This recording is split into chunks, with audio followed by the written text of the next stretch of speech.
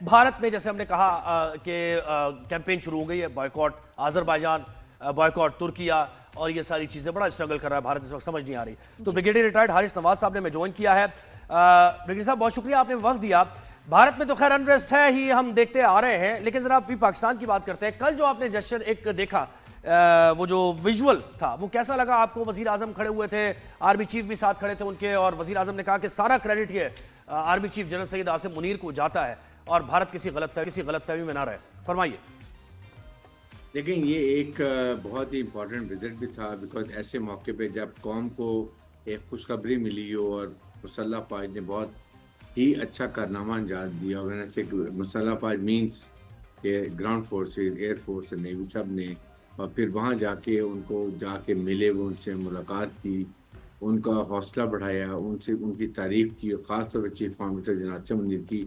He was really inspiring leader. उनकी वजह से उन्होंने पूरी कौम को भी यकजा किया और अपनी कमांड को इंस्पायर किया अपनी लीडरशिप से, प्रोफेशनल एटीट्यूड से, जिसकी वजह से I think with in 6 to 7 hours आप हैरान होंगे कि इतने बड़े दुश्मन को, इतने बड़े पाकिस्तान के दुश्मन को, इतने बड़े मुसलमानों के दुश्मन को घुटने टेकने में मजबूर कर दिया। फजर की नमाज पे स्टार्ट किया और फिर 12-1 बजे इन्होंने जाके अमेरिका की घुटने पकड़े, खुदा के लिए पाकिस्तान से बचाओ, ये पता नहीं आसमान से कहाँ से मिसाइल मार रहे हैं, और हमारे एयर बेसिस उड़ा दिए हैं, हमारे S-400 उड़ा के रख दिए हैं, ब्रह्मोस मिसाइल की साइट उड़ा दिए हैं, उड़ी में जहाँ कैंप है, जो जहाँ एमुनिशन डंप है, जो सारा कश्मीर को करते हैं, वो तबाह कर दिया है, और जाकर सारी चीजें हमने जैम कर दी, जिससे आई थिंक इनका it was a paralysis in the system of functioning के अंदर। जी जी। तो उसमें भी ब्रिगेडियर साहब, हम लोग इस तरह सोशल मीडिया में देख रहे हैं कि वहाँ के लोग बार बार जो भी हमारी वीडियोस हैं उस पर एक कंसिस्टेंटली 2 कमेंट्स कर रहे हैं। एक तो ये कि जी हमारे यहाँ कोई कुछ हैक नहीं हुआ, यहाँ बिजली है, सब है, और तुम लोग गए थे अमेरिका के पास रोते हुए, हम नहीं। ये इनको बड़ी लग गई है बात कि एक एक बंदा जो है ना उसके लिए शर्मिंदगी बन गई, इसलिए अब वीडियो कुछ भी हो ये बार बार एक्सप्लेनेशन दे रहे हैं, हम नहीं गए, हम नहीं गए, हम नहीं गए। तो इसलिए जो एक्सप्लेनेशन दे रहा है कॉम्प्लेक्स उसी को है ना, तभी तो वो ये बात कर रहे हैं। और आप मुझे ये बताइए कि हमने 3-4 दिन वेट किया, इंडिया ने लाइन ऑफ कंट्रोल को क्रॉस किया, इंडिया ने इंटरनेशनल बॉर्डर को क्रॉस किया, बच्चों को, औरतों को शहीद किया, even then we kept quiet. Drones 84 हमने गिराए, हमने फिर भी कंट्रोल किया। आपने रात को मिसाइल मारने शुरू, देन DGI पे said now wait for a response. और उन्होंने ये भी कहा था कि अगर आप स्टार्ट करेंगे तो एंड हम करेंगे।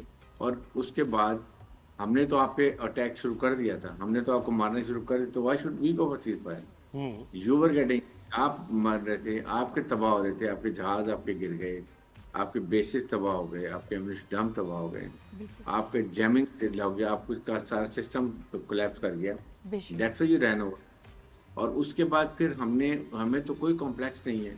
Pakistan has emerged as a very responsible, mature Islamic nuclear state with very professional और उसके साथ बहुत ही बैटल हार्डेंड आर्मी के तौर पे ये दुनिया को पता चल गया है। और उसमें मेरे ख्याल में हमारा इमेज आसमान पे चला गया और इंडिया का इमेज समुद्र बस्ती तय के अंदर जाके बैठ गया। तो why should we worried about it? जो आप लोगों ने कोई आपकी ब्रीफिंग होती थी हमारे DGI ने एक एक लम्हा कौम को आगाह रखा कि व्हाट इज हैपनिंग। और इतनी कमाल सर हमारी प्रेस कॉन्फ्रेंस होती थी जिसमें एविडेंस भी होता था। जी बिल्कुल, DGI-SPR हमारे बैठे हुए और उनकी जो टीम बैठी हुई है, उनके एक्सप्रेशंस, बॉडी लैंग्वेज बिल्कुल अलग, और हमारे देखने वाले लोग थे जी, हमारे जो लीडर्स हैं, क्या कमाल, मतलब हमारी फौज ने जबरदस्त इंप्रेशन, कॉन्फिडेंस एंड क्लैरिटी। उनका कोई जर्नलिस्ट सवाल करता था तो बड़े बिल्कुल ही कोई लॉस्ट ही हो जाते थे, किसी सवाल का सही जवाब नहीं दिया, जिसकी वजह से उनका नैरेटिव डैमेज हुआ बहुत। अरे यहाँ तक कि जब उन्होंने पूछा आपके राफेल गिर, कहते नहीं वो लड़ाई में लॉसेस तो होते हैं। जी जी। हमने तो यहाँ तक बता दिया कि हमारे 11 फौजी शहीद हुए, बेशक, हमारे कितने सिविलियन शहीद हुए, कितने जख्मी हुए, वी टोल्ड एवरीथिंग। आपने इन्होंने आज तक बताया जो हमने कश्मीर में इनके 2 ब्रिगेड हेडक्वार्टर तबाह किए है, इनकी कई पोस्टें हमने उड़ा के रख दी, इन्होंने झंडे से पे लहरा दिए का मतलब होता है हमारे लोग मारे गए हैं, हमारी पोस्टें तबाह हो गई हैं, हम 2-4 लोग बच गए, खुदा के लिए हमारी जान बख्शी कर। जी आपने बताया कि क्या नुकसान हुआ आपका, आपने एडमिट किया कि दुनिया ने कह दिया आपके राफेल गिरे हैं, कंपनी ने कह दिया गिरे हैं। जी जो इजेक्शन सीट बनाते हैं उन्होंने कहा हमारी 3 इजेक्शन सीट रिजेक्ट हुई हैं, वो बता दिए। बिल्कुल, उनको पता आपने- चल जाता है। जी तो आपने मुझे बताई कि, और फिर उसके बाद आप बार बार कह रहे हैं कि अब हम अभी भी जंगबंदी नहीं हुई है, पाकिस्तान का वी हैव नो कंप्लीट। और एक और मैं बताऊं, हम फुली तैयार बैठे हैं बिल्कुल और हमारा जो कंटिजेंसी 2 है, 3 है, ऑल प्रिपेयर्ड है। अभी तो हमने सिर्फ फतेह 1 और 2 जो 120 जी से जी 140 बड़े एडवांस मिसाइल्स हैं हमारे पास और ये भी बिल्कुल हमारी बेसिक बात है, हैं। वो तो हमने आपको दिखाई नहीं है। जी जी एक एक इंच का कवर्ड है, एक एक इंच इंडिया का एरिया हमारी रेंज के अंदर है। तो इसलिए आप बस करें, आपकी बस की बात नहीं है। आपका मुंह काला हो गया है, बेशक आपको दुनिया ने आपके ऊपर लानतान की है, आप दुनिया में वो हजीमत उठानी पड़ रही है, उसको छुपाने के अच्छा लिए अब हारिस नवाज साहब जी, ये तो अब मुझे ये बताइए कि क्या दुनिया में कोई नई सफबंदी होने जा रही है? क्योंकि मैं और नादिया भी ये डिस्कस कर रहे थे, हम सबकी नजरें इस पर हैं कि डोनाल्ड ट्रंप मिडिल ईस्ट आते हैं, सऊदी अरब का दौरा करते हैं और उनके जो बयानात हैं वो बिल्कुल अपनी नौयत के मुनफरिद बयानात हैं। किसी भी यूएस के प्रेसिडेंट की तरफ से इस तरह के बयानात नहीं आए हैं। इवन ईरान के बारे में भी वो आप बात कर रहे हैं। पाक भारत पे तो उन्होंने कह दिया कि कश्मीर के मसले को हम चाहते हैं कि मसला हल हो। तो ये कैसे देखते हैं आप? भारत तो इन्हीं पर बैंक कर रहा था ना। हाँ। ये तो उसके लिए मजीद एक शिकस्त है। एकदम टर्न लिया है यूएस देखिए, प्रेसिडेंट ने। ट्रम्प की पॉलिसी ये अनऑर्थोडॉक्स है थोड़ा सा। वो नेचुरली ही वांट्स ये कॉन्फ्लिक्ट खत्म कर दिए जाएं, इकोनॉमी को रिवाइव किया जाए, इकोनॉमिक तरक्की की जाए, अवाम खुशहाल हों। यूक्रेन की और रशिया की वार की वो बात कर रहे हैं। अभी उन्होंने यहाँ पर बात की इसका अगेन के पैलेस्टाइन का इशू भी हो, खत्म हो। ईरान आई थिंक सऊदी अरब ने बड़ी डिटेल में बात की है पैलेस्टाइन इशू के ऊपर कैसे करना है। यू नेवर नो कि अनकरीब पैलेस्टाइन का और अमेरिकन ये इसराइल का मसला भी रिजॉल्व हो जाए, जो हम 2 स्टेट करते हैं। क्योंकि इसके अलावा कोई हल नहीं है। अमेरिका सऊदी अरब ने कहा कि we will not accept Israel till Palestine is given a separate state. That's very clear.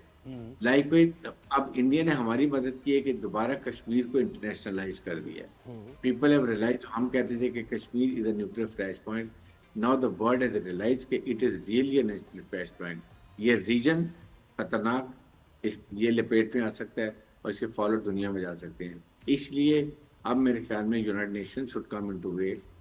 और ट्रम्प ने भी कहा कि मैं I try to become mediate और इसको मैं रिजॉल्व करते हैं। क्योंकि देखिए, Kashmir has to be resolve और Kashmir should be resolve as per the aspiration of the people of Kashmir.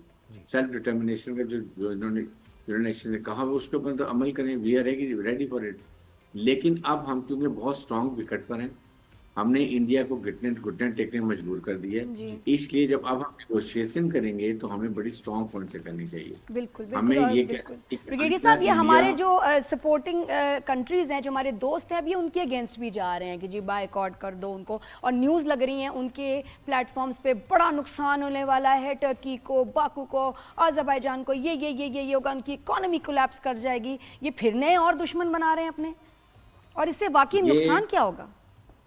कुछ नुकसान नहीं होगा। इतने कौन सा बहुत ज्यादा वहां पर ये उनको एक्सपोर्ट करते हैं, ऐसी कोई प्रॉब्लम नहीं है। और ये करेंगे तो वो इनका बैन नहीं करेंगे। क्या बात करते हैं ये, इतने शैलो इनकी मुल्क है ना, यकीन करें। और इनके लोगों को इन्होंने अननेसेसरी गलत डायरेक्शन में लगाया बना रहे हैं, बिल्कुल बेवकूफ बना रहे हैं। पब्लिक को पता चल गया। देखें, पढ़े लिखे लोग हैं वो, मॉडरेट उनमें जो हिंदू हैं, दे ऑल अंडरस्टैंड। आप ये बताइए कि जिस तरीके से इन्होंने लाहौर पोर्ट में, पोर्ट है ही नहीं, लाहौर पोर्ट हमने तबाह कर दिया जी, कोयटा में कब्जा कर लिया, नेवी घुस गई है, तब फूंक दो। हाय सर, मैं कहती ब्रिगेडियर साहब कितने साल गुजर जाए, ये अल्फाज नहीं मैं भूलती, ये रह गए हैं। इतना गंदा रोल इनके मीडिया का, क्या cartoon network, but at the same time बड़ी तकलीफ हुई है देख के। F-16 हमने गिरा लिया, पायलट पकड़ लिया है, 2 F-17 से सबूत कोई नहीं गिरा दिए। सबूत एक पिक्चर नहीं, एक वीडियो नहीं। जहां गिरा तैयारा वहां बड़ा अच्छा हमारे फोर्सेस ने कहा कि एक घास को आग लगा देते कि ताकि थोड़ा सा कन्विंसिंग हो जाता।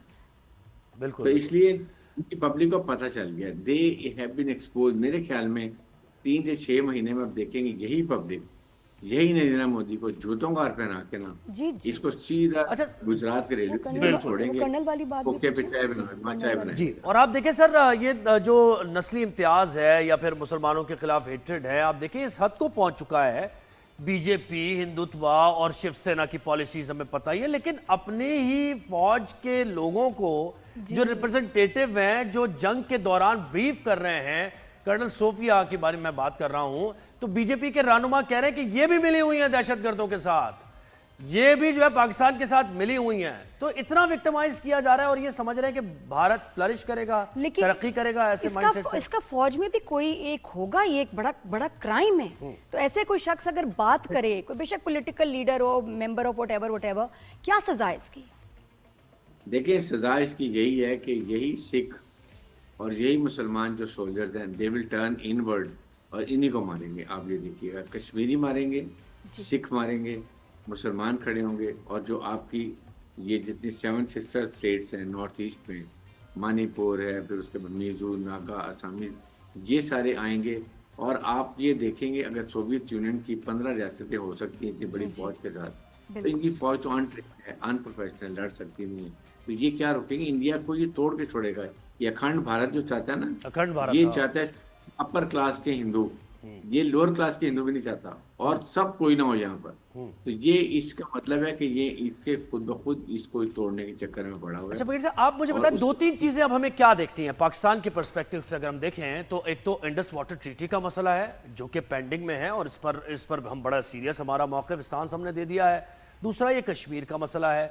तीसरा, आप क्योंकि आपका तजर्बा भी है, मुमकिन तौर पर कोई और इस तरह की कार्रवाई भारत की तरफ से की जा सकती है अपनी हजीमत मिटाने के लिए, या नहीं? अभी बड़ी स्ट्रांग एक यूएस बीच में है अभी, और ये नहीं होने वाला। नहीं, देखें, अभी तो ये कुछ नहीं कर सकता, लेकिन कुछ अर्चे बाद कर सकता है। अपनी जो इसकी बेइज्जती हुई है, जो इसका मुंह काला हुआ है, ये कुछ भी कर सकता है। लेकिन we are prepared, we will take hell out of him. अगर ये करता है, ये फेज 2 हमारा इससे 10 गुना ज्यादा होगा। ये शुड नो, नंबर 1।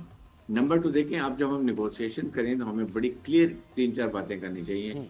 एक, इंडस वाटर ट्रीटी को आइंदा कभी सस्पेंड नहीं करेगा, ठीक है। Number 2, Kashmir should be part of our discussion. Number 3, Balochistan में जो BLF को सपोर्ट करता है वहाँ पर ये तहरीकों को, उनको ये बिल्कुल नहीं करेगा। ये TTP को जो अफगानिस्तान से सपोर्ट करता है वो नहीं करेगा। और कभी भी false flag operation without proof, without getting independent inquiry, ये पाकिस्तान को बुलाया नहीं करेगा। और अगर ये जाफर एक्सप्रेस जैसा कोई इंसिडेंट दोबारा करता है तो Pakistan has all the right to react more severely than what they have done, because वहां तो अभी इनका खुद फॉरेन सेक्रेटरी कह रहा है कि अभी हम इंक्वायरी कर रहे हैं पुलवामा की, ये जहाँ की पहलगाम की। अगर इंक्वायरी कर रहे हो तो फिर तुमने कैसे पाकिस्तान को ब्लेम कर दिया? कैसे? नहीं हुई, मतलब वॉर ही तुमने स्टार्ट कर दी। अच्छा सर, ये साहब ये बताइएगा, क्या ये सही है कि IMF ने कहा है कि जो ये कॉन्ट्रैक्ट ऐसे खत्म ही नहीं हो सकता? उन्होंने वर्ल्ड बैंक ने कहा है कि ये कॉन्ट्रैक्ट खत्म ही नहीं हो सकता, उसकी जो शर्तें हैं उसके हिसाब से, जब तक दोनों ममालिक ना चाहें। बिल्कुल, क्योंकि आर्बिट्रेटर वर्ल्ड बैंक था। एक मुल्क अपनी तरफ से खत्म कर ही नहीं सकता। तो ये तो उन्होंने बड़ा क्लियर बताया वर्ल्ड बैंक ने, बड़ा क्लियर लिखा हुआ है कि बाहमी रजामंदी से जी ये एक यूनिलैटरली नहीं कह भी दिया, स्टेटमेंट भी दी। यस, वर्ल्ड बैंक गारंटर है। और अगर ये करेगा तो हमने तो साफ कह दिया, it is the act of war.